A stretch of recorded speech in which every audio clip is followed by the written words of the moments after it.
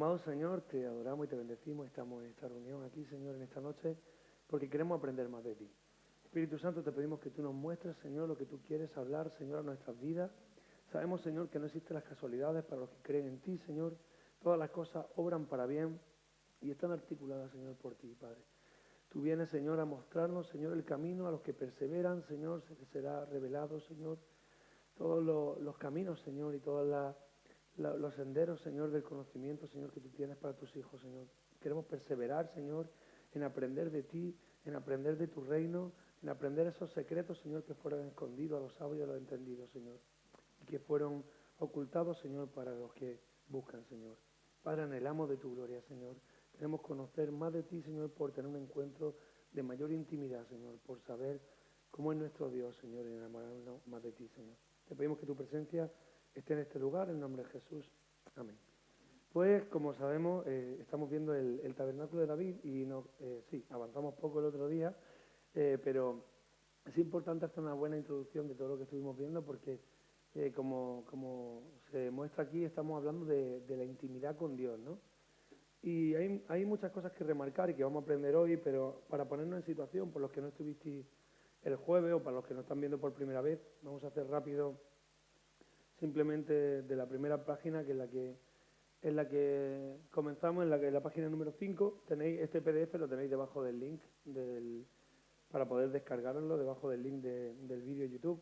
Si tenéis algún problema con encontrarlo, pues escribid a la página de la iglesia y ahí se os facilita. Y para dar rápido una breve introducción y ponernos en donde estamos hoy, el Tabernáculo de David era simplemente una tienda de campaña, que David construyó para albergar la presencia del Señor a través del pacto, a través del arca del pacto. Le fue permitido, ¿vale? Todos sabemos que el arca del pacto no era permitido tener acceso a ella, ni siquiera poder verla. De hecho, solamente el sumo sacerdote podía acceder a donde estaba el arca una vez al año y con muchísimo cuidado, con muchísimo rigor, con muchísimo tacto, porque ya sabéis cómo era la cosa si no se entraba en santidad y cuál era la repercusión de todo eso. En cambio, el rey David perseveró, él anhelaba tener la presencia del Espíritu Santo, de tener la presencia de Dios en medio del pueblo, y construyó, el Señor le permitió que el arca habitara en el monte Sión, y un lugar donde estaba con las cortinas incluso abiertas, era accesible, se podía ver, y tipifica la iglesia, que es lo que estamos estudiando hoy aquí, tipifica lo que el Señor quiere hacer a través de su iglesia, es manifestar su gloria de una manera visible, que todas la puedan ver a través del pacto que hizo nuestro Señor Jesús. Bueno, pues estábamos un poco ahí y a partir de ahí comenzamos. Tenemos que entender que la página 7, que cada una de las cosas que se nos muestran en la Biblia y cómo el Señor Jesús nos hablaba, lo vemos en las parábolas, lo vemos en el Sermón del Monte, lo vemos en cada una de las analogías que el Señor hace cuando habla de ejemplos, tienen que ver con cosas que suceden en la tierra para intentar hacer una visión, una perspectiva al hombre de las cosas espirituales. Y de hecho se nos remarca, y el Señor Jesús nos da a entender que es imposible entender las cosas del reino si no somos capaces de entender las cosas espirituales. Por eso podemos tener cosas como, por ejemplo, es necesario, Nicodemo, nacer de nuevo, ¿no? ¿Qué pasa? Que en nuestro entendimiento, si queremos analizar las cosas sin la lupa del Espíritu Santo, sin la lupa del entendimiento, de la sabiduría, es imposible llegar ahí. Porque dice, ¿cómo voy a nacer de nuevo? ¿No? Dijo, ¿cómo voy a entrar otra vez al vientre de mi madre? Dijo, no te enteras. O, por ejemplo, es necesario morir para tener vida. Y tú dices, ¿pero cómo va a ser? No tiene congruencia, ¿no? Pero la analogía es sencilla. Mueres a la carne, naces al espíritu. Lo vemos en los ejemplos, por ejemplo, de los ciegos. El Señor sanaba a los ciegos y a través de ahí cobraban vista. Y parte de cobrar vista era perdonar los pecados. Es decir, cuando Dios te perdona, cuando Dios te permite el acceso al reino, empiezas a tener una vista espiritual, ¿no? Es lo mismo. Pues vamos a hablar de hecho, toda la tipología que el Señor, todos los tipos, todas las formas, todos los estereotipos que se nos muestran en el Antiguo Testamento tienen que ver con algo. Cada uno de los materiales del tabernáculo de Moisés, cada una de las proporciones, de las medidas, representan algo. Dios no deja nada al azar. Y como veíamos la semana pasada, hay mucha gente que se centra y hace una religión de las medidas, ¿no? El 33. ¿Por qué el 33? ¿Por qué el número 7? Porque los supersticiosos cogen el número 7 porque piensan que es el número de la suerte, ¿no? No. Dios utiliza el número 7 porque representa algo. Utiliza el número 1 porque representa algo. Pero no significa que el número 1 tenga menos valor o más valor que el número 7. Son representaciones y Dios los mueve según lo que quiera explicar. Pues a partir de ahí estuvimos hablando de que la Escritura, la palabra de Dios, no tiene un código aparte que necesitemos recurrir a él para poder interpretarla, sino que dijimos que la Escritura se interpreta a sí misma. Yo creo que no hay ningún código ahora mismo, ningún programa ahora mismo, ninguna encriptación ahora mismo que dentro de ella misma esté la clave, porque ¿quién podría acceder a la clave si se pierde? Siempre tenemos la llave fuera de la casa, porque si no, ¿cómo vamos a abrir? ¿No? Un coche que se queda la llave dentro. Pero la Escritura es diferente, porque cuando anhelas y cuando buscas más del Señor, es el Señor quien te da más a través del entendimiento de la Escritura. Y decíamos que la Biblia se interpreta a sí misma, que las claves están dentro de la Escritura y que es lo que nos ayuda a entender. Hablábamos de el ejemplo del tabernáculo de Moisés, donde había en el atrio, el exterior estaba separado por una pared de unos 2,10 metros, es decir, de 5 codos, y eso impedía a los de fuera poder ver ni siquiera entrar a la entrada, es decir, tenías que ir a la puerta de la salvación, que es Jesucristo, mínimo tenemos que entrar, conocer al Señor Jesús para empezar a entender, porque esto es locura para los demás. Si a alguien le decimos que estamos en un estudio bíblico intentando estudiar una tienda de campaña donde había dentro un cofre que era de madera pero recubierto de oro, que tenía dentro maná, o sea, pensarlo, realmente es loco, ¿no? Fuera del Evangelio. Cuando entendemos lo que significa, cuando le decimos a alguien que no era el sacrificio de un cordero por sacarle la sangre y verterla ahí, sino que lo que estábamos tipificando era el amor de Cristo, que virtió hasta la última gota de sangre por nosotros y que Él sí fue sin mancha, ahí sí empezamos a entender, ¿no? Pero si no pasamos por Cristo, todo lo demás no tiene sentido. Igual ahora es fácil entender el Antiguo Testamento, porque entendemos que hace una tipología de lo que es el Nuevo Testamento. O sea, lo veremos un poquito más adelante, pero cada cosa se corresponde, ¿no? Ahora el Señor nos puede hablar de manera diferente porque nos puede decir, ¿os acordáis cuando sacrificabais? ¿Os acordáis de la paloma? Bueno, pues todo eso representa esto. Y ahora nosotros tenemos una perspectiva global y nos tenemos que sentir orgullosos y contentos de saber que el Señor nos muestra y nos abre su entendimiento y podemos ver mejor qué son las cosas que el Señor tiene en el cielo para su Hijo. Dice el apóstol Pablo, amplía este punto acerca de los tipos y las sombras y su importancia en Hebreos 8:5, donde dice, los cuales sirven a los que es figura y sombra de las cosas celestiales, que se advirtió a Moisés cuando iba a erigir el tabernáculo diciéndole, mira, haz todas las cosas conforme el modelo que se te ha mostrado en el monte. Era tan importante, mirad, hay un ejemplo en la arquitectura o en la ingeniería, más bien dicho, cuando se tiene que hacer un molde de una pieza de un coche, por ejemplo, fijaros que hay coches que luego dan fallos y de repente te dicen, pues se le ha ido la junta culata porque tenía un fallo de fabricación. ¿Cuántas veces hemos escuchado? Son fallos de fabricación. Y tú dices, pero bueno, no podrían haber solucionado eso. Y tú dices, no, pero es una partida. Solamente son 100 unidades de esa partida. Se permiten esos fallos, pero donde no se permite nunca un fallo es en el primer molde.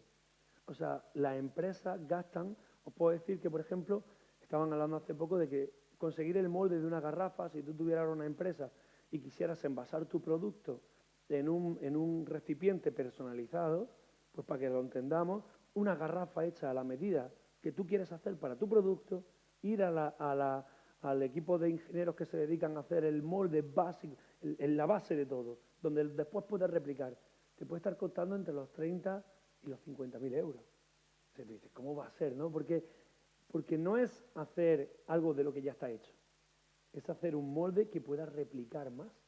Entonces, cuando Dios le está diciendo a Moisés, atiende bien y harás todo conforme lo que se te ha mostrado, lo que le está diciendo es, mira, Moisés, después la iglesia seguramente hará el fenómeno del tren, que yo te he dicho digo y terminan diciendo Diego. Tendremos que ir corrigiéndolo y redarguyéndolo y el Señor tendrá que ir dando visión. Pero esto primero, la tipificación, no puede ser, tú no puedes coger lo que tú quieras y perturbarlo. Esto tiene que ser 100%. Por eso el Señor deja bien claro las claves, cuáles eran los frutos que tenían que estar labrados, con qué material tenían que estar hechos, cuáles eran las medidas exactas. Y vemos que tenemos un Dios que se encarga del el más mínimo detalle de mostrarnos, porque al fin y al cabo lo que se trata es de acceder a su presencia, y solamente hay un camino. Note la frase cosas celestiales y compárela con lo que dijo Jesús en Juan 3:12. Dice, si os he dicho cosas terrenales y no creéis, ¿cómo creeréis si os dijere cosas celestiales? En realidad esta es una verdad muy importante cuando se trata de las leyes de la interpretación. Debemos entender primero las verdades naturales antes de tener siquiera la esperanza de ver las verdades espirituales.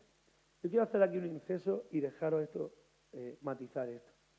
Vivimos unos tiempos difíciles en los que de repente todo se basa en el pudiera ser, o yo no lo creo, o la relatividad, relativamente, o en el supuestamente. Y entonces te dicen, vivimos en el tiempo de las fake news, donde de repente sale una noticia y, nada, yo eso no lo creo. Y pareciera que ahora la verdad ya no es verdad si tú no la crees. Porque lo hemos visto con el bicho, lo hemos visto con muchas cosas, y de repente hablas con gente y pareciera como que ya nada es verdad. Ya todo es relativo. Si tú no lo crees, no es verdad. Ahí hay un reino espiritual. No, yo no lo creo y ya parece como que no lo hay. Y a mí no me afecta porque yo no lo creo.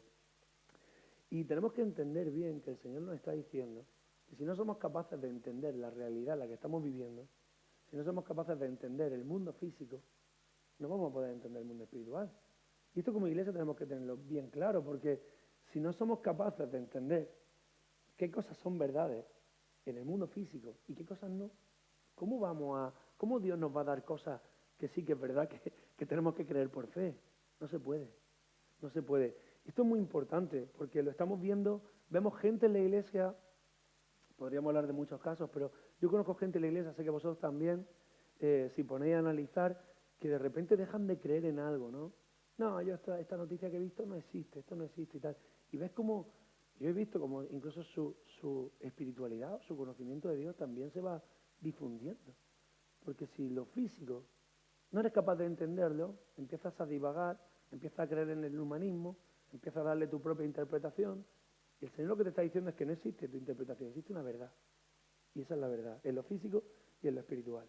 ¿Me seguís por donde voy? No, es un poco difícil de explicar, pero espero que lo entendáis.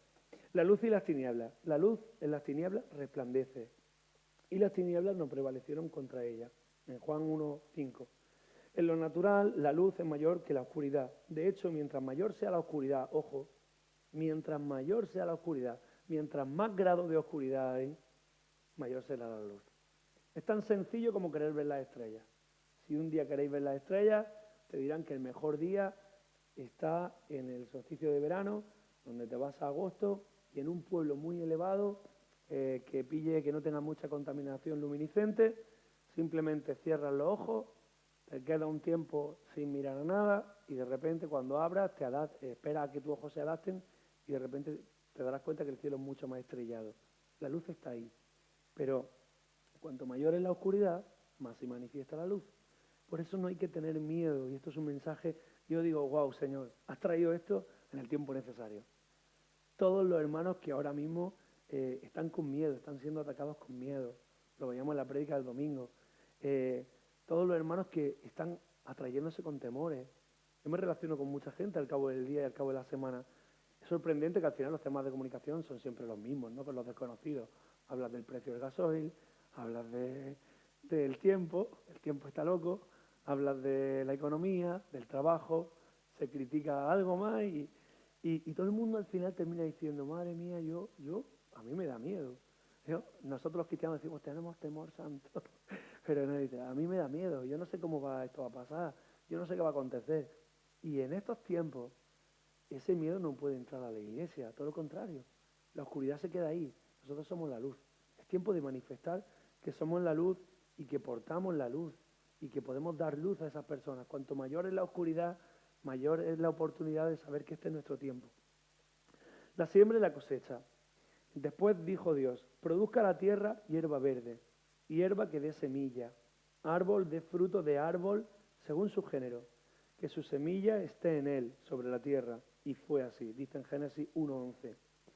Cada semilla no solamente se reproduce a sí misma, y entiéndase semilla como que nosotros también somos una semilla. Cada semilla no solamente se edifica a sí misma y buscas por aprender más del Señor. Cada semilla también esparce, porque un árbol de manzana crece de una manzana que tenía una semilla, al final termina teniendo muchísimas manzanas. Es decir, yo creo que tenemos que volver a recuperar ese carácter de conquistadores, de que nos duela el reino, de llevar la palabra, de ser portadores de luz, ese carácter de decir, la iglesia venimos, nos llenamos del Espíritu Santo, pero no es para quedárnoslo nosotros. ¿Os imagináis que UNICEF le pide una subvención al gobierno para poder dar comida y cuando llega la subvención se juntan todos los de UNICEF y se lían a comer ahí y las puertas cerradas y ya está? No tendría sentido. O sea, pides algo para dar. Y la iglesia es el portador de la luz en estos tiempos. Reproducción según su género. Dice, luego dijo Dios, produzca la tierra seres vivientes según su género, bestias y serpientes y animales de la tierra según su especie, y fue así. Toda cosa viviente, sea animal, vegetal u hombre, produce según su propio género. Todas estas leyes son naturales, pero son paralelas a las leyes espirituales. Yo entiendo esto, cuando el autor está hablando de esto, lo entiendo perfectamente en el aspecto de que el refrán dice, fijaros que casi todos los refranes que son certeros tienen una analogía, algún versículo bíblico, dice, de tal palo, tal astilla, ¿no?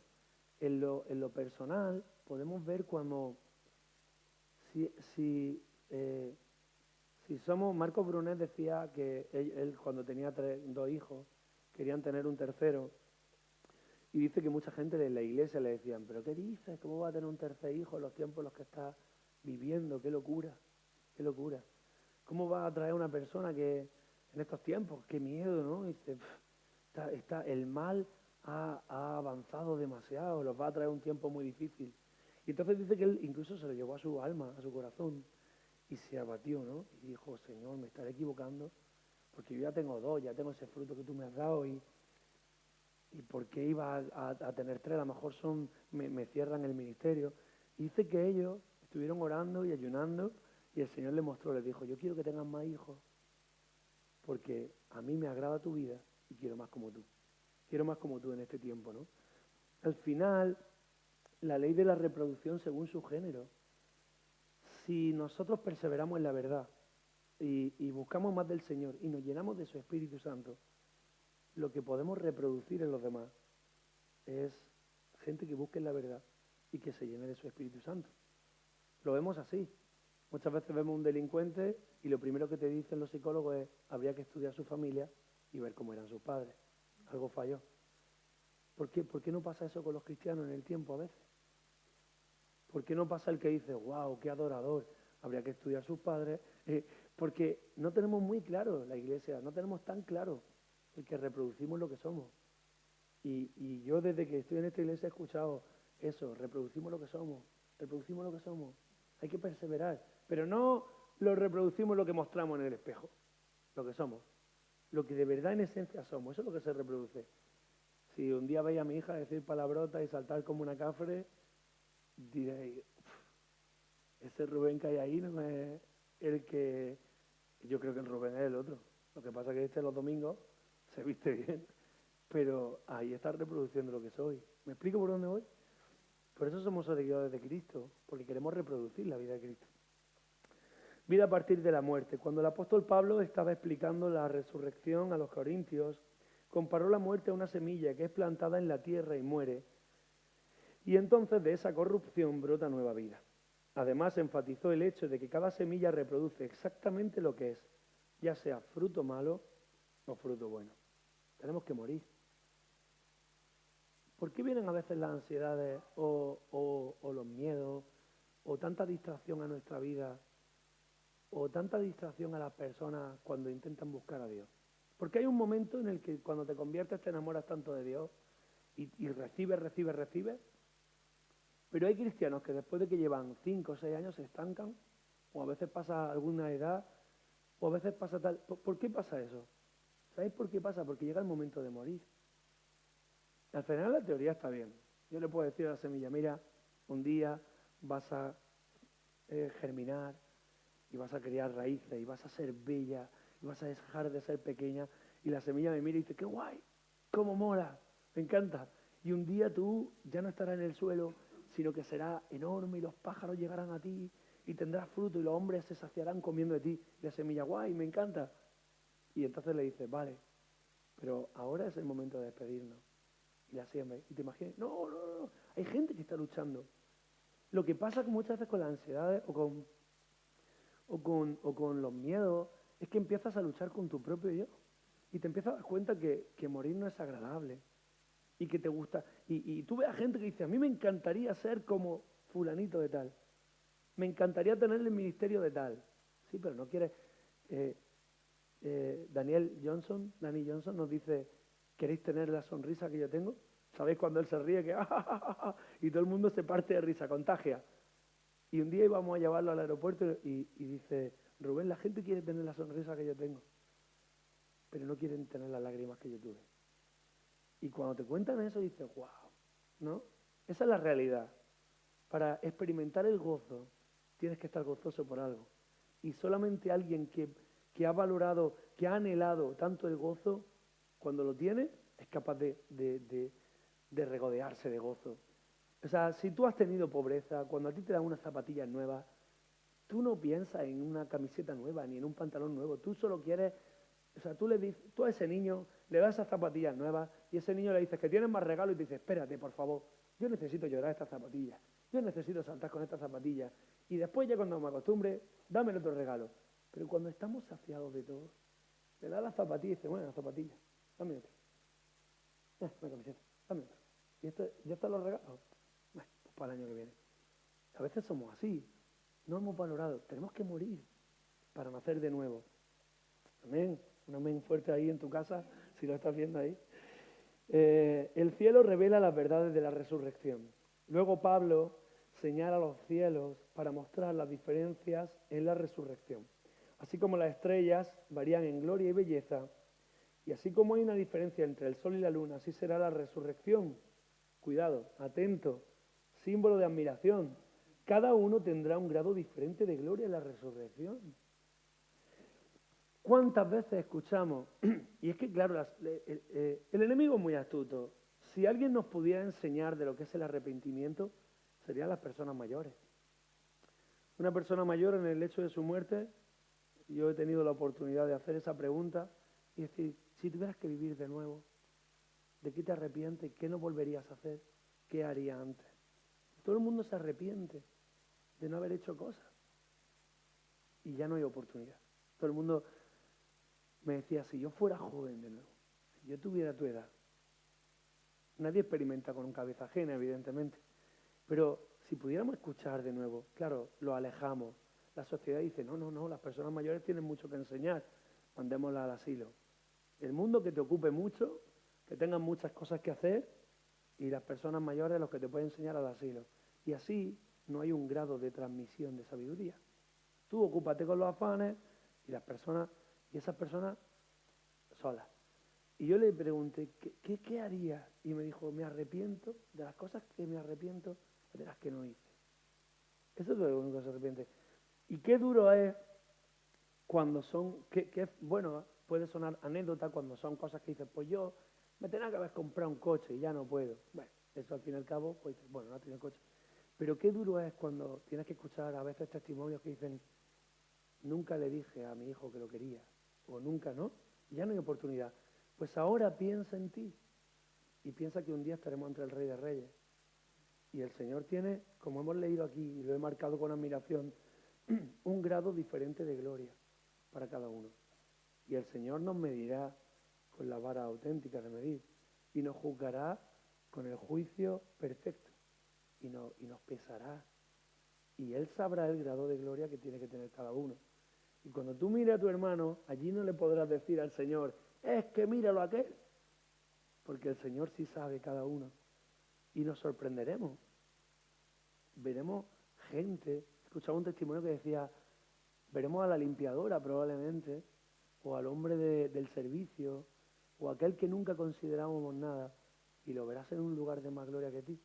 Porque simplemente el Señor a ti te dio un don diferente, y podría ser con más gente, con menos gente, con más poder manifestado, pero quizás no con tanta intimidad o con tanta profundidad dentro de lo que Dios tiene. Así que esto también debería ser un tiempo para reflexionar en tu encuentro con el Señor y en lo que quieres tener en la vida eterna. ¿Qué quieres tener en la vida eterna? Te está diciendo el Señor. ¿Qué corona quieres llevar? ¿Qué grado de gloria quieres tener en la intimidad de esa nueva Jerusalén? Bueno, ese momento de reflexión. Israel no pudo ver más allá del mundo físico.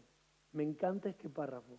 Lo estaba leyendo y lo he leído una y otra vez porque fijaros qué verdades se esconden. Dice, todas las enseñanzas de Jesús estaban basadas en el mundo visible y tangible. También sus parábolas se relacionaban siempre al reino natural. Fueron enseñanzas con las que las personas podían relacionarse. El sembrador, la levadura escondida, la moneda perdida, etc. El problema con Israel fue que ellos no pudieron ver más allá de lo natural. Nunca pudieron ver las implicaciones espirituales. Eso es lo que el apóstol quiso decir cuando escribió, la letra mata. Israel interpretó todo literalmente. Por eso le dijo Jesús a sus discípulos, he dado a ustedes para que entiendan los misterios del reino de Dios, de los cielos, pero a ellos no les he dado. El Señor esconde la verdad a propósito para descubrir a quienes buscan sinceramente la verdad. Es cuestión de gracia. ¿Sabéis? Israel se quedó con aquello. No se quedó con la verdad espiritual. Y os voy a decir algo que es lógico, pero que a mí me volvió a... Siguen estando ahí. Cuando tú no saltas el salto que te toca de fe, el salto que Dios te está poniendo, han pasado 2000 años de aquello. O sea, no es que vayas más lento que los demás. No es que si te toca morir, si este es el tiempo para que tú mueras, y tú no lo haces, no es que vayas más lento que otro hermano que lo ha hecho. Es que te quedas ahí. Es que es que ellos no reconocieron a Cristo y siguen estando ahí. O sea, ya no se le ha revelado más. Es una verdad espiritual. Tenemos que ir en los tiempos y en las sazones que el Señor tiene para nuestra vida. En el momento en el que decimos, no, dame un poquito más de tiempo, te quedas ahí. Y hasta que lo hagas, hasta que lo hagas. Son metros que vamos avanzando. Gloria de Dios es encubrir un asunto. Dice, como el resto de 25.2 de Proverbios nos dice, pero honra del rey es escudriñarlo. El evento del nacimiento de Cristo es un buen ejemplo de esto, porque fue en efecto sangre real. Quienes sinceramente buscaron y encontraron en un pesebre al Cristo escondido y le presentaron sus regalos de oro, incienso y mirra, no se pierden esta bella verdad. El sacerdocio real es uno de los principales temas del tabernáculo de David. Ellos vinieron a adorarle. Estos buscadores tenían una visión del trono. Con esta búsqueda hay algo que se desarrolla en nuestro corazón que nos cambia conforme a la imagen de aquel a quien estamos buscando. Solamente los verdaderos buscadores son hechos reyes y sacerdotes. Nos dice en Apocalipsis 1:6. Lo voy a repetir de nuevo. Solamente los verdaderos buscadores son hechos reyes y sacerdotes. ¿Quieres ser un rey y un sacerdote? Tienes que buscar. Y buscar, y escudriñar, y comer. En el reino de Dios hay muchos niveles de verdad.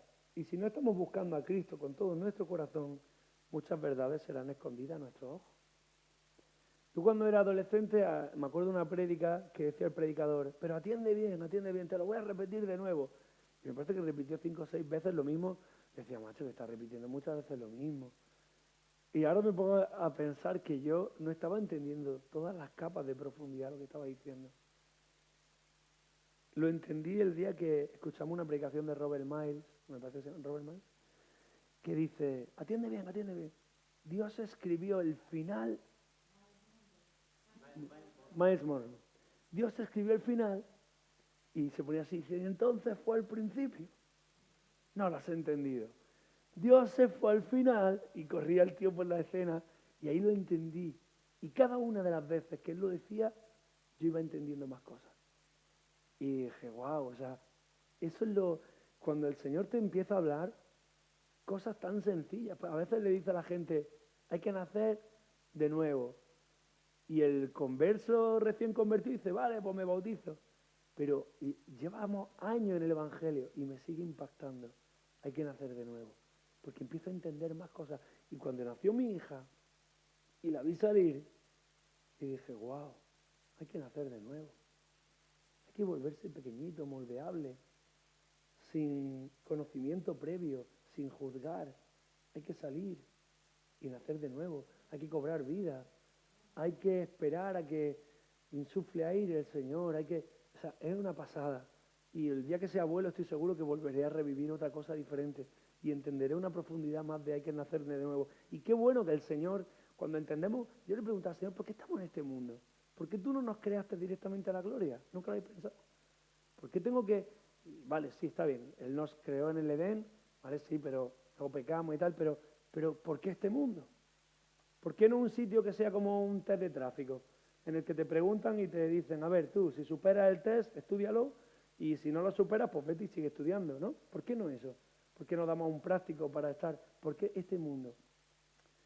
Porque es necesario que las realidades, es necesario que seamos observadores, es necesario que te sientes a meditar en cómo funciona el aire en tu organismo, en cómo funcionan tus manos, en cómo funciona tu cuerpo. Porque si tú entiendes cómo funciona tu cuerpo, entenderás cómo funciona la iglesia. Hay tanto desconocimiento de las cosas físicas que cuando a tu hermano le duele algo o ha perdido un ser querido o no se siente bien, le preguntas, ¿cómo estás? Bueno, oraré por ti. A veces ni oramos, porque no nos duele, porque no hemos observado lo que pasa cuando te levantas a las 3 de la mañana y vas al baño y sin querer le das así con el dedo chiquitito a la cama y dices, ¿cómo puede ser que me duele aquí si me he dado ahí? Y así salió el flamenco, lo sabéis, ¿no? Quejío ahí profundo. ¿Cómo puede ser? ¿Por qué no nos pasa eso en la iglesia? ¿Por qué si mi hermano que está ahí está sufriendo, está gimiendo, está llorando, se tienen que sentir incomprendidos? Porque no vemos la realidad natural y no la aplicamos a la realidad física.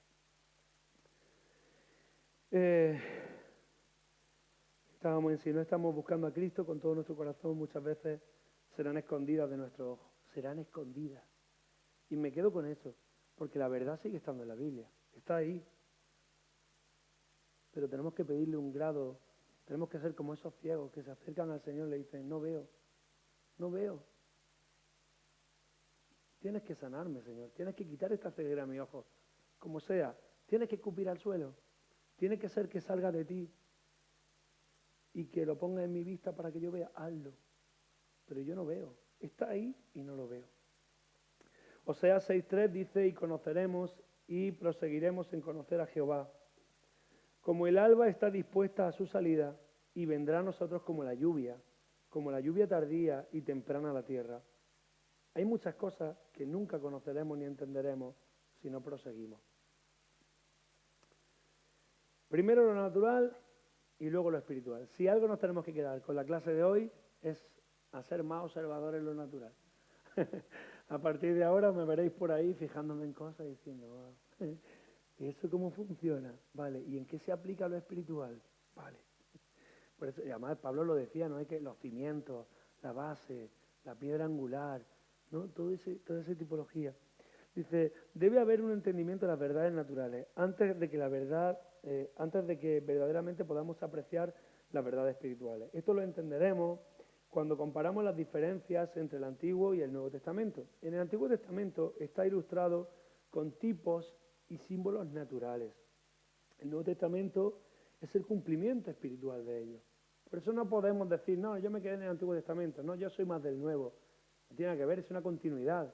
Lo que en el Antiguo Testamento es un símbolo físico, en el Nuevo Testamento es un símbolo espiritual. Por eso cuando se predica en esta iglesia, siempre se dice que una verdad está respaldada por el Antiguo Testamento, el Nuevo Testamento y Jesús. Porque tres cosas que son lo mismo. Esas tres cosas, una era lo que puedes ver, otra es lo que representa y otro es la verdad física, que es Jesús, que es lo que transmitió.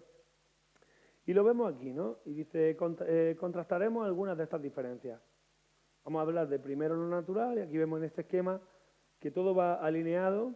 Bueno, lo dejo ahí para que lo podáis ver. Podemos ver que el primer Adán, que se menciona en el Antiguo Testamento, representa, o sea, está puesto en lo espiritual al postrer Adán, que el nacimiento natural, en el Nuevo Testamento se habla del nacimiento espiritual, que si en el Antiguo Testamento se habla de la circuncisión natural, en el Nuevo Testamento se habla de circuncisión espiritual, que la caminata natural, ahora en el Nuevo Testamento es la caminata por fe, y así con el viaje físico, el viaje espiritual, las armas físicas, ahora se nos ha dado armas espirituales, los hijos físicos, los hijos espirituales.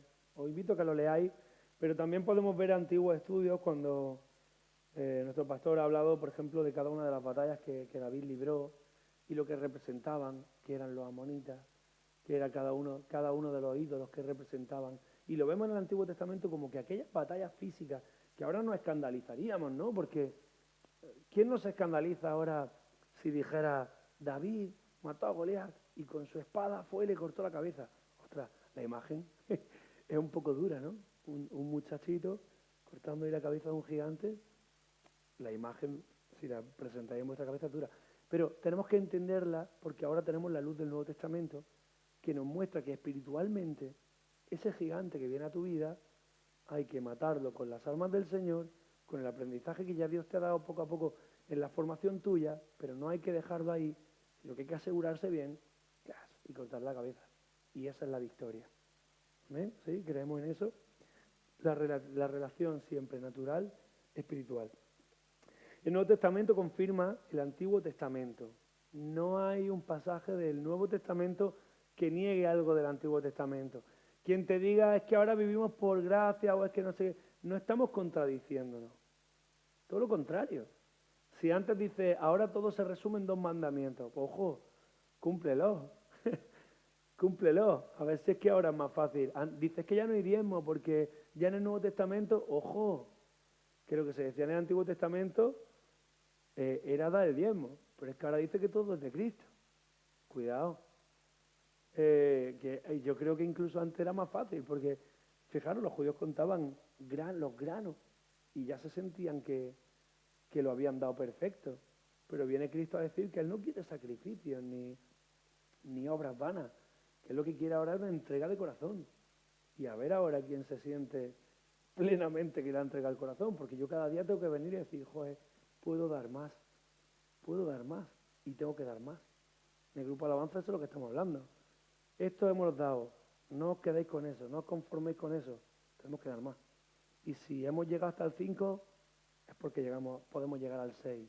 Y me doy cuenta que sí que se puede, y que sí que nos ha dado el Señor la capacidad. Y si no la tenemos, nos la va a dar. ¿Amén? El Antiguo Testamento contiene todas las verdades del Nuevo Testamento, aunque muchas de ellas fueron escondidas. En el libro de los Hechos, los apóstoles no tenían un Nuevo Testamento del cual predicar. Los libros del Nuevo Testamento no fueron recopilados e incluidos en el canon de la Sagrada Escritura, sino hasta el año 396 después de Cristo, cuando Pablo le dijo a Timoteo, hasta el 396 después de Cristo. Cuando Pablo le dijo a Timoteo, toda la Escritura es inspirada por Dios y útil para enseñar y para redarguir, para corregir, para instruir en justicia, se estaba refiriendo al Antiguo Testamento, es decir, los discípulos, cuando Jesús ya se va y hablamos de la época de los Hechos, lo que seguían teniendo no estaba escrito en el libro de Marcos, ni el libro de Juan, ni la carta a los Corintios, seguían teniendo la palabra. ¿Por qué? Porque la palabra no se contradice. ¿Se puede enseñar todavía a través del Antiguo Testamento? Pues claro, porque la palabra no se contradice. La palabra se confirma y la palabra se amplía, pero las columnas, los pilares, son los pilares. Por eso es importante entender que en el tiempo de hoy no tenemos que hacer un sacrificio de un cordero. Y tú dices, pero si acabas de decir que la palabra no se contradice y que está bien dicha. Sí, pero es que ahora nuestro conocimiento se ha ampliado. Es que yo a mi hija le enseñaba, cuando tiene 4 años, le enseñaré a sumar con los dedos. Pero eso no significa que para hacer una suma cuando tenga 30 tiene que sumar con los dedos. Es que el conocimiento se va a ampliar. Yo lo que le intento decir aquí es que si sumamos esto y sumamos esto, así tengo 8. Pero eso no, ella no puede decir cuando tenga 30 años 8, no puede, porque el conocimiento ya se ha ampliado. Y no significa que esto quede obsoleto, significa que tu conocimiento se ha ampliado, ahora conoces más. Yo a mi hija le digo, el fuego no, porque es malo, no te acerques, que quema, pero eso no vale. No puede decir siempre el fuego es malo, porque un día me verá a mí cocinando en el fuego. Y entonces ampliará su conocimiento, le diré que el fuego es malo cuando no está cocinando. ¿Me entendéis la verdad? Esa es la realidad. Al final se trata de, Dios nos hizo inteligentes, pero todo tiene que ser una búsqueda. Y si lo buscamos, se nos amplía. Y si mi hija me pregunta, ¿pero por qué el fuego para cocinar sí? Porque me ha buscado y me ha preguntado. Entonces yo digo, para cocinar sí. Y si pongo la mano, para la mano no. Y si yo lo quiero para calentar la casa sí. Y si le prendo fuego a la casa, para prenderle fuego a la casa no. Y esa pregunta, esa búsqueda del Señor va a ser lo que va a ampliar nuestro conocimiento. Hasta tal punto que un día mi hija dirá, relacionando cosas, entenderá todo el mapa de la realidad. Y a veces nos pasa, no ha pasado nunca que de repente estás meditando en un versículo y dices, ostras, acabo de entender lo de las medidas, o que el Señor te muestra algo que dice, ostras, al meditarlo, en ti se conecta lo que había aprendido un día, lo que había aprendido otro, y de repente dices, ostras, ya se ha conectado. Porque a veces cuando nos convertimos al principio, son mucho conocimiento, y entonces dices, ahora aprendo del Génesis, ahora del Apocalipsis. Uf, ¿qué tiene que ver el dragón con la serpiente antigua, ¿qué tiene que ver? No lo entiendo, pero hay que hacer un mapa ahí y se va interconectando. Dice, todos estos términos nos dicen lo mismo, que el Antiguo Testamento era solo una prefigura de lo que iba a venir. Cuando se refiere a todos estos términos, los vemos aquí en esta tabla, que hay un poquito más arriba, donde dice el apóstol Pablo, nos da terminología en el Nuevo Testamento para explicar el Antiguo Testamento. ¿Dónde estamos? Ahí, esa tablita de... no, baja. Ahí, esa tablita de ahí. ¿Vale? Apúntalo si quieres comprobar que todo lo que estamos diciendo es real, y aquí el apóstol Pablo, lleno de sabiduría y de gracia del Señor, pues lo relaciona, ¿no? Dice, el Cordero de la Pascua, el viaje, las pruebas en el desierto y la tierra prometida son ejemplos de esto. Es imposible tener verdadera autoridad en el Nuevo Testamento a menos que podamos autenticar nuestra doctrina dentro de la ley, los profetas y los salmos. Todas las leyes bíblicas de hermenéutica concuerdan. Dice, hemos visto brevemente solo uno de estos principios de interpretación. Entre paréntesis, la ley de lo primero lo natural y después lo espiritual. Pero aún esto es suficiente para asentar las bases de las verdades del tabernáculo de David. Hay muchas verdades que son difíciles de entender. Sin embargo, este principio nos ayuda a ver las cosas en una nueva dimensión. Consideremos otro pasaje que está en Mateo 11:12. Como lo tenemos ahí, no hace falta que lo busquemos. Dice, desde los días de Juan el Bautista hasta ahora, el reino de los cielos sufre violencia y los violentos lo arrebatan. Durante la era del Antiguo Testamento, las batallas eran de la naturaleza física. Ellos lucharon literalmente contra carne y sangre, con una espada y un escudo literales. Pero no fue así en el Nuevo Testamento.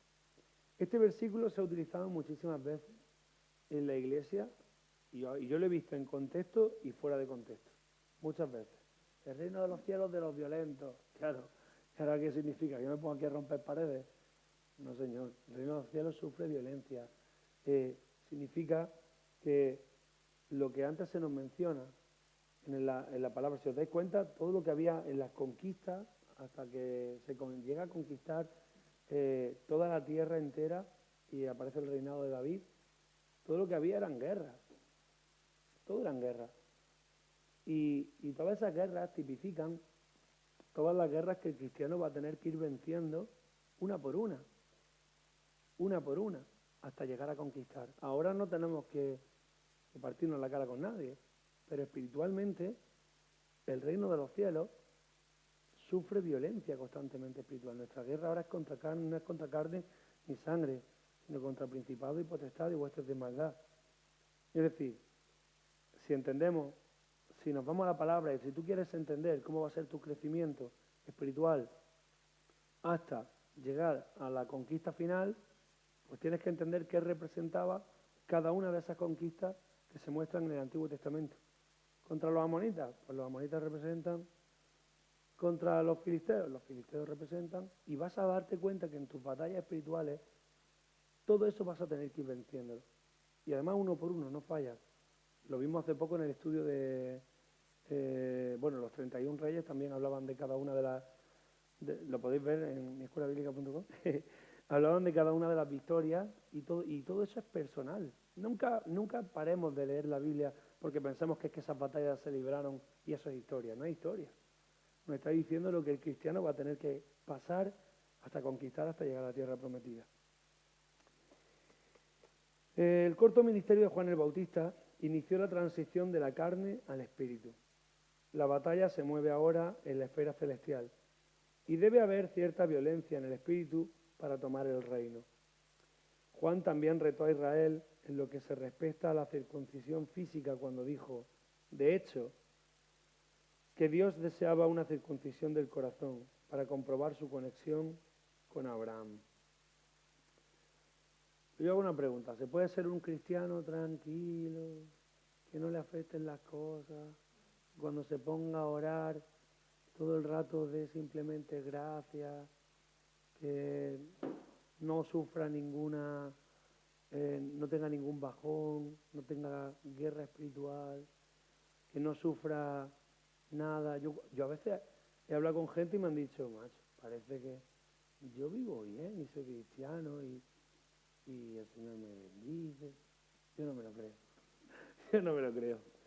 Yo digo, si el diablo no te ataca es porque no eres perjudicial para su reino. Porque a mí me ataca mucho. Hasta antes de venir aquí el coche casi me deja otra vez tirado. ¿No me va a atacar? Pues claro, estamos hablando de verdades del reino, perseverando. No le interesa. Pues vamos a seguir perseverando. Amén. ¿Cómo vamos de tiempo? Tenemos un poquito más. Una experiencia personal. Dice, antes de proseguir con... ahora esta experiencia me gustó mucho cuando la leí porque el autor nos va a hablar un poco de testimonio. Dice, una experiencia, antes de proseguir con el capítulo 2, permite compartir una experiencia personal. Hace muchos años yo estaba buscando la verdad y la realidad del bautismo en el Espíritu Santo. Todos sabemos lo que es el bautismo en el Espíritu Santo, recibir al Espíritu Santo, poder hablar en lengua. Había oído todos los argumentos acerca de la carnalidad pentecostal y no necesitaba ser convencido en ese punto debido a que crecí en un ambiente pentecostal. Sin embargo, quería conocer por mí mismo la verdad y la realidad de esta experiencia, si es que de hecho era real. El resultado de mi búsqueda fue interesante. Después de una experiencia inicial de ser lleno con el Espíritu Santo, hablé en lengua. Mas no fue la manifestación de las lenguas lo que me convenció tanto como la iluminación espiritual y la confirmación que siguieron. Al igual que el hombre ciego en Juan 9.1, muchos nacen en el reino con el velo sobre sus ojos. Pablo oraba por los efesios, en Efesios 1.18, que los ojos de su entendimiento espiritual fueran abiertos. El bautismo en el Espíritu Santo fue muy transformador, despertó mi corazón y aumentó considerablemente mi visión espiritual. Voy a hacer aquí otro inciso, porque yo he tenido la oportunidad de conocer, ya sabéis los que me conocéis, muchas teologías o doctrinas dentro del mundo evangélico. Porque aunque para el Señor no existen diferentes, somos una sola iglesia, un solo cuerpo, pero nosotros que nos encantan las divisiones y las clasificaciones, y yo he conocido profundamente, yo soy de los del por qué. Yo cuando era niño era ¿y por qué? ¿Pero y por qué? ¿Pero y por qué? Niño pesado que siempre estaba dando por saco con el por qué. Pero yo siempre preguntaba, ¿pero entonces por qué? Y me doy cuenta, ahora cuando pienso, digo, no es solamente, el bautismo en el Espíritu Santo no es solamente hablar en lengua. La lengua es lo que se puede manifestar. Pero, y aquí voy a intentar matizarlo. Cuando Jesús vino en los hechos y se manifiesta, tenemos a discípulos que tienen que ver sus manos, que tienen que meter la mano en el costado. Lo estaban viendo ahí, pero no lo entendían. Pero es cuando reciben al Espíritu Santo, cuando se vuelven locos predicando, pero no porque el Espíritu Santo les ponga fuego en sus pies y de repente ya es que te dan ganas de correr como si tuvieras bebido una bebida energética. Porque de repente el Espíritu Santo trae discernimiento y conexión, la conexión que hemos hablado de, ostras, aprendí esto, y aprendí esto, y aprendí esto, y ahora todo, al ver a Cristo resucitado, todo tiene sentido. Y ahora no me lo puedo callar. Dicen, es que no sé evangelizar. Dame un librito o algo para evangelizar, porque no sé. Y entonces te dan la teoría de los pecados, evangelismo explosivo. No me estoy metiendo con nada de eso, pero te dan manuales. ¿Sabes por qué no sabes evangelizar? Porque en tu cabeza todavía no has entendido las conexiones y las verdades del Espíritu Santo. Es que si me preguntan y si me encuentro a alguien y me hace, tienes dudas, todavía estás hablando de teoría. Y cuando uno habla de teoría, la palabra mata y la teoría tiene un límite y la teoría es todo lo que te han enseñado y si te han enseñado durante una hora, puedes hablar durante una hora, como mucho. Pero cuando tú entiendes por el Espíritu, y yo he visto gente, mira, mi abuelo no era una persona que sabía expresarse bien. No era una persona que te convencía él nunca valdría para político. Pero mi abuelo, cuando hablaba, ese hombre tenía fuego. Porque te hablaba desde lo que él entendía. Él decía, yo lo he entendido. Él solamente oraba y decía, yo estaba a punto de morir y tú me has librado de la muerte. Y cuando lo hacía, lo hablaba, yo entendía. Eso es lo que tenemos que pedir al Señor. Yo no hablé en lengua hasta que... yo nunca me he considerado pentecostal o bautista, y no vamos a hablar de mí, pero porque entendía que a mí no me gustan las clasificaciones. Yo soy cristiano del reino, y a mí me gusta la verdad. Y la verdad es lo que hay en la Biblia. Y en la Biblia no dice que si eres uno o eres otro. Pero yo nunca hablé, en lengua hasta hace 6 años. Pero me di cuenta, cuando lo hice, y yo discutía. Recuerdo la conversación en una tienda en la que el pastor, ya sabéis cómo va, de lo creo, lo sabe. Y yo, no, porque no hace falta, porque yo creo en el Espíritu Santo, pero lo creo, lo sabe. Y yo, que lo creo, que no hace falta, lo creo, lo sabe. Que no lo sé, no, pues si no lo sabes no me vale lo que crees, ¿no? Y discutimos. Y un día llego aquí a la iglesia y sin pedirlo, y sin anhelarlo, y sin buscarlo, pero sí buscando la presencia de Dios, el Señor hace así, y había probado muchas cosas, créanme, que en todos los sitios en los que estaba he probado muchas cosas, pero Dios hizo así, y no fue por las lenguas, porque yo me di cuenta que estaba hablando en lenguas después de un rato, y ahí fue por lo que se me estaba dando de revelar, es una locura, es como un ordenador que empieza a recibir código nuevo, es como un ordenador que de repente no va a pasar eso nunca, que os da fallo el ordenador y empieza toda la línea de código a salir, esto es así. Entonces, el anhelar las lenguas no es anhelar el fruto final, que es las lenguas, es anhelar lo que está pasando, es una impartición de conocimiento, de parte del Espíritu Santo, conocimiento divino que te está viniendo a tu vida. Y cuando oramos en lengua, no es por orar en lengua humana o evangélica, no es eso lo que tenemos que anhelar. Lo que tenemos que anhelar es que yo tengo la certeza de que estoy orando en el Espíritu, lo que el Espíritu Santo quiere que ore. Hay veces que yo no sé, no ha pasado nunca que habéis llegado delante de la presencia del Señor y decir, yo soy de los que dicen, Señor, yo te podría pedir que me quiero comprar un coche. Y entonces te podría decir cuál me gusta a mí. Pero yo siempre digo, ¿y si a ti no te agrada? ¿Y si a ti no te gusta? ¿Y si ese coche?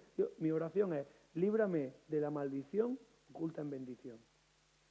Y entonces a veces llega un punto en el que no sé cómo orar, porque si se lo pido al Señor a lo mejor me lo da, porque se lo he pedido, pero podría decir, Señor, haz tu voluntad, pero hay veces que me pongo a orar en lenguas porque digo, yo tengo la certeza de que cuando ora mi espíritu, al final es la voz del Señor. Y qué mejor que orar lo que Dios quiere en tu vida. Y es eso lo que tenemos que anhelar. Ese es el fruto del Espíritu Santo. Esa es la manifestación del Espíritu Santo, de la impartición de conocimiento en tu vida. Amén. Vamos a ir acabando. Y el autor dice, quiero exhortar a aquellos que no han tenido una experiencia a que la busquen. Dios no nos da una serpiente, es decir, un espíritu malo, cuando pedimos un pescado. Y esa certeza de lo que estamos hablando aquí es que si tú le pides al Espíritu Santo que te dé una manifestación más real de Él, o que te dé un nivel más de profundidad, Dios nunca te va a defraudar. No tengamos miedo. Solamente el diablo es quien te trae los miedos. No, y si lo pides y no se te da, y si le pides al Señor que te muestre y luego no se te muestra, mentira. El Señor nos lo dice, lo tenemos en Lucas, capítulo 11, del 11 al 13. ¿Qué padre que a su hijo le pide un pescado, le va a dar una serpiente? O le pide un pan, le pide palabra y le va a dar una piedra. ¿Amén? Así que este tiempo de resultado final, antes de cortar, te invito aquí donde estás, inclines tu cabeza y le vamos a pedir esta oración, vamos a hacer esta oración, le vamos a pedir al Espíritu Santo que nos dé ese pescado de sabiduría, que nos dé ese nivel de profundidad y lo vamos a invitar a nuestra vida. Amado Señor, gracias por este tiempo. Gracias, Señor, porque nos estás capacitando, Señor, para un nivel superior. Nos estás dando las armas espirituales necesarias para estos tiempos. Señor, estamos aquí recibiendo apercibimiento y exhortación porque tú estás demandando un ejército listo y dispuesto, entrenado para la batalla, Señor. Señor, tú buscas un pueblo, Señor, que sea uno y que esté en comunión y en intimidad contigo. Y, Señor, te pido en esta noche que nuestro corazón se una, Señor, y que al clamor del Espíritu, y que podamos llegar a esa profundidad, Señor, que tú tienes para nuestras vidas, Señor, que tú ya has determinado. Señor, como pueblo te decimos, queremos saber más de ti. Queremos tener intimidad contigo. Espíritu Santo, háblanos, llénanos de ti. Danos la revelación espiritual necesaria. Muéstranos las cosas, Señor, espirituales. Danos tu sabiduría, Señor, y quita nuestra carnalidad, Señor. Te pedimos que tú nos llenes, Señor. Te pedimos que tú nos sacies, Señor, de tu agua viva, Señor. Ese agua que cuando la probamos nunca más tenemos sed. Te lo pedimos en el nombre precioso de Jesús. Amén. Pues lo dicho, tenéis toda esa comparativa de la tabla anterior. Sí, pero tenemos esa tabla de, antes de eso, antes de luego preguntas, tenemos esa tabla comparativa en la que Pablo nos va a hacer la mención, nos va a hacer la conexión de cada una de las cosas del Antiguo y del Nuevo Testamento. Venga, ruego y preguntas, manifiéstense. Si yo no lo sé, ya tengo la seguridad que está el pastor que sí lo sabe.